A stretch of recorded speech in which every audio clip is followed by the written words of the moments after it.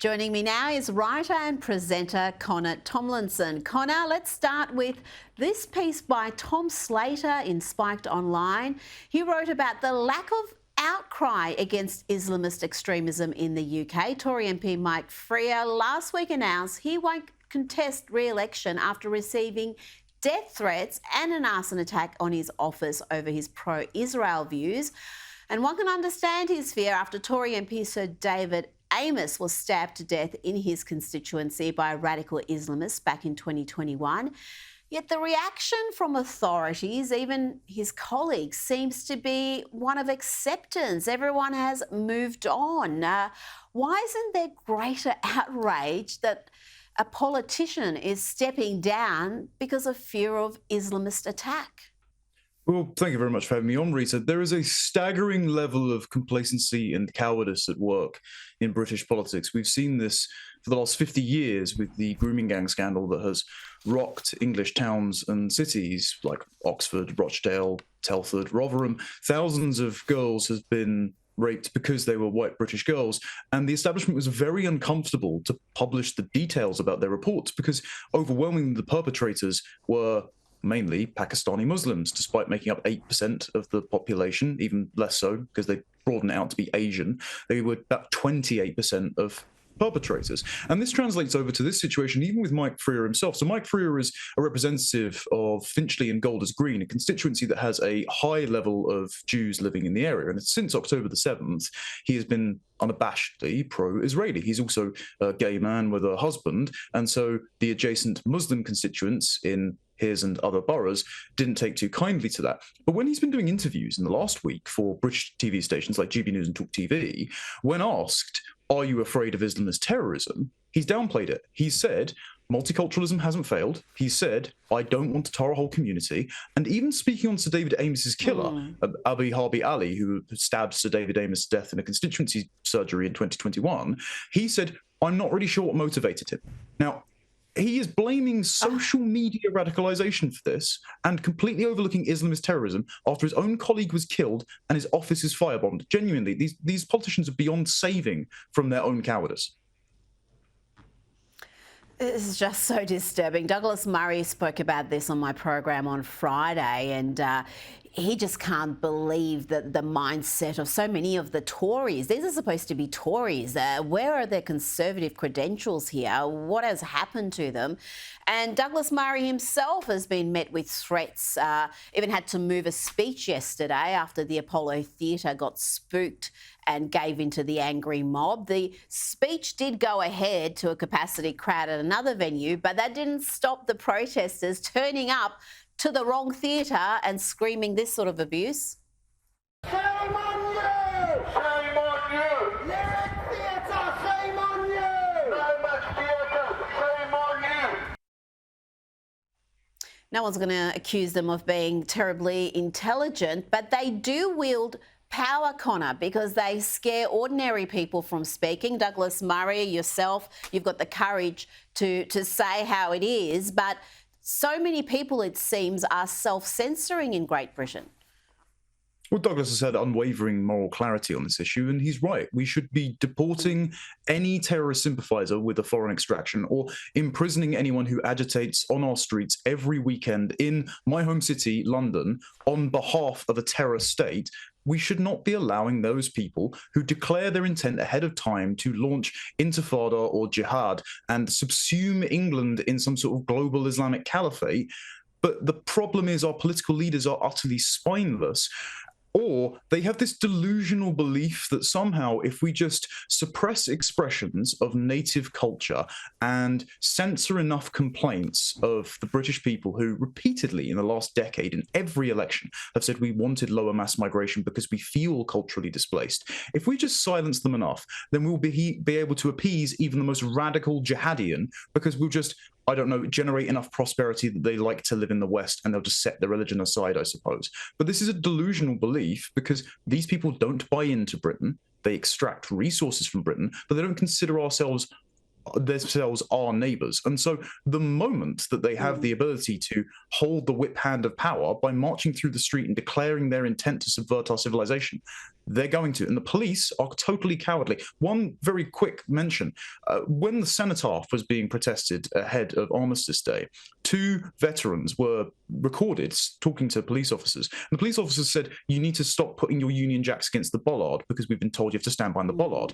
And they said, well, you're not telling them to stop flying their flags, are you? And one of the police officers said to them, there are more of them than there are of us. If that's not telling about the cowardice of our institutions, I don't know what is. It's submitting to mob rule. This is what happens in lawless societies. It shouldn't be happening in the West, in a first world nation. It really is just a deplorable state of events. And you see this with the following story. We've got a manhunt underway for Abdul Azidi over the January 31 acid attack, which has hospitalised a mother and 2 children. This man had no business, Connor, being in the UK. But listen to the Education Secretary being asked about this, Gillian Keegan. Her response here is just illuminating and frankly disturbing. How is it possible that someone turned down twice for asylum, who then commits a sexual offence, or more than one sexual offence, is granted refugee status by a tribunal? How is that possible? Well, I think that's something that more than one person are asking, as you say, and I think my understanding is the Home Secretary has asked for all the details. But this is not really about asylum. This is about, obviously, the attack on, a mother and her children, which was horrific. It's not really about asylum. Connor, how utterly delusional are the Tories and the commentariat in the UK? Because I've heard this line from plenty of political pundits who want to say, well, this is all just about toxic masculinity and male violence, and we really shouldn't focus on the asylum process.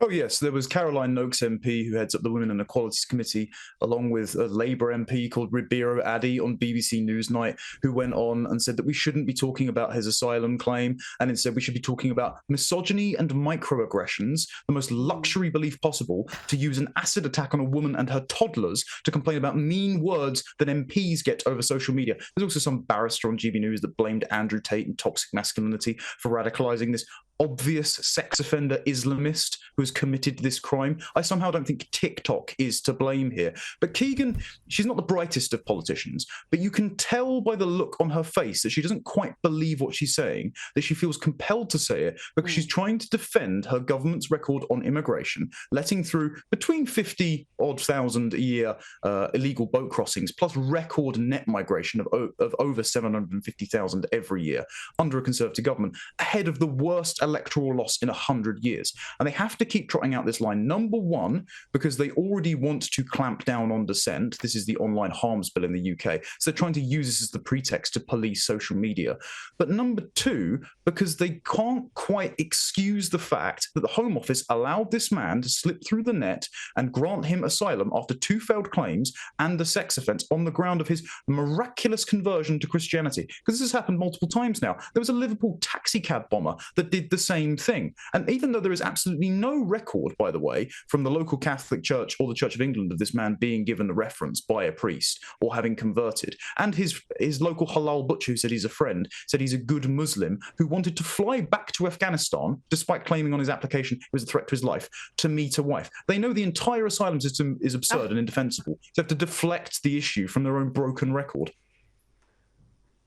Well, they're gaming the system, and if you make it easy to game the system, you shouldn't be surprised if it's happening. I did love this take from Konstantin Kisin. He said, if politicians put half the energy they've devoted to suiciding our economy through the ritual sacrifice they call net zero into securing the border and removing foreign criminals, we not be the acid attack capital of the world.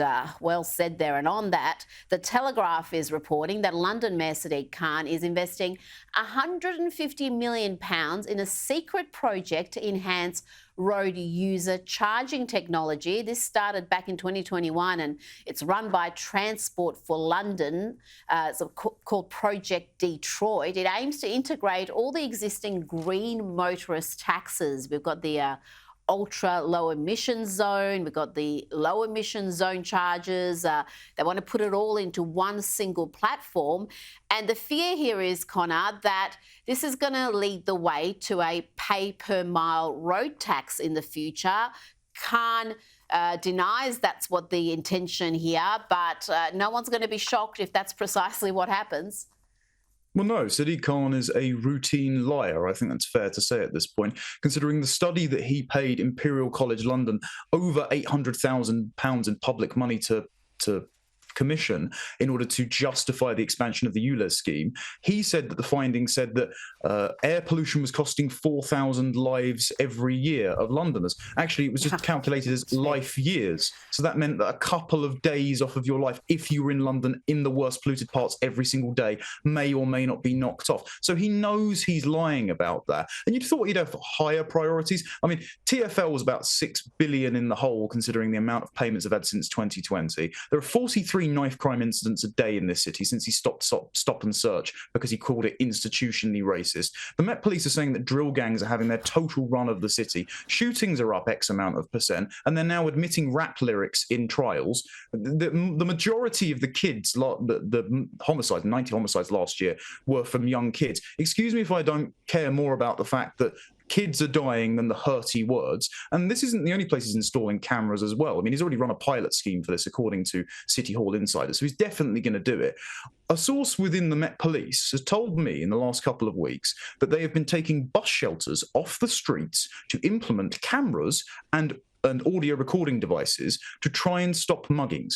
Now, something would tell me that maybe if you stop the mass migration and telling every kid that's born here, if they're black or minority ethnic, that they're institutionally racist and they should go out and wreak revenge on society, if you stop that, you might have fewer stabbings and machete attacks. They're not exactly British pastime, but instead he's just going to keep monitoring the entire city. Connor Tomlinson, thank you so much for your time today. Really appreciate it. Thank you.